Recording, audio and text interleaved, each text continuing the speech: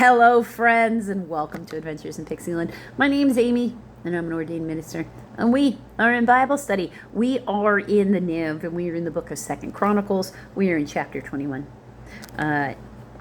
continuing with the end of Jehoshaphat's reign. Then Jehoshaphat rested with his fathers, and was buried with them in the city of David. And Jehoram, his son, succeeded him as king. Jehoram's brothers, the sons of Jehoshaphat, were Azariah, Jehiel, Jehiel, Zechariah, Azarahu,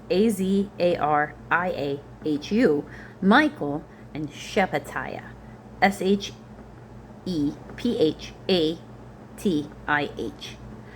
All these were sons of Jehoshaphat, king of Israel.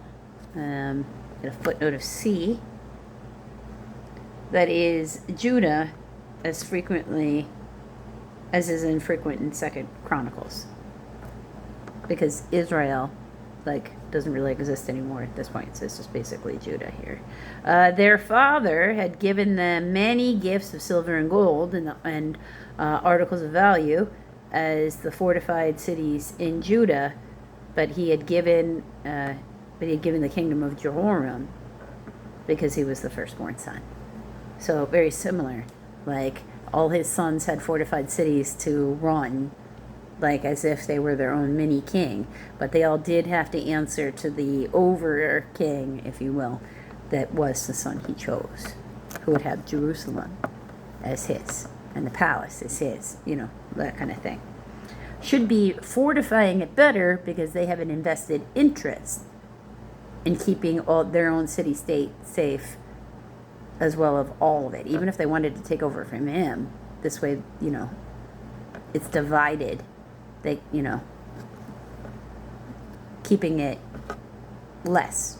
The less you have to deal with one of your siblings lording it over with you, the less it stinks. Jehoram, king of Judah. When Jehoram established himself firmly over his father's kingdom, he put all of his brothers to the sword. Didn't want to take the chance. Along with some of the princes of Israel, so along with some of their sons.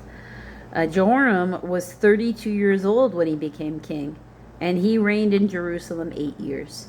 He walked in the ways of the kings of Israel, as the house of Ahab had done, for he married a daughter of Ahab. He did evil in the eyes of the Lord. Nevertheless, because of the covenant the Lord had made with David, the Lord was not willing to destroy the house of David. He had promised to maintain a lamp for him and his descendants forever. In the time of Jehoram, Edom rebelled against Judah and set up its own king. So Jehoram went up there with his officers and his chariots. The Edomites surrounded him and his chariot commanders, but he rose up and broke through by night. To this day, Edom has been in rebellion against Judah, so it never became part of Judah again. Libnah revolted at the same time, because Jehoram had forsaken the Lord, the God of his fathers.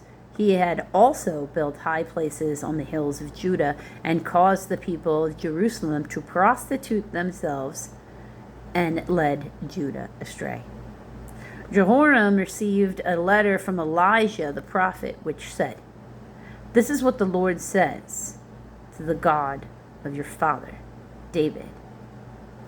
Says, you have not walked in the ways of your father Jehoshaphat or Asa, king of Judah, but you have walked in the ways of the kings of Israel. And you have led Judah and the people of Jerusalem to prostitute themselves, just as the house of Ahab did. You have also murdered your own brothers, members of your father's household, men who were better than you. So now the Lord is about to strike your people, your sons, your wives, and everything that is yours with a heavy blow. You yourself will be very ill with a lingering disease of the bowels." That's terrible. "Until the disease causes your bowels to come out." Wow. So long in suffering. This is what the Lord thinks he's full of. The Lord aroused against Jehoram the hostility of the Philistines and of the Arabs who lived near the Cushites. They attacked Judah, invaded it, and carried off all the goods found in the king's palace, together with his sons and wives. Not a son was left to him except Ahaziah, the youngest. And you get a footnoted D. In Hebrew, Jehoahaz, Jehoahaz,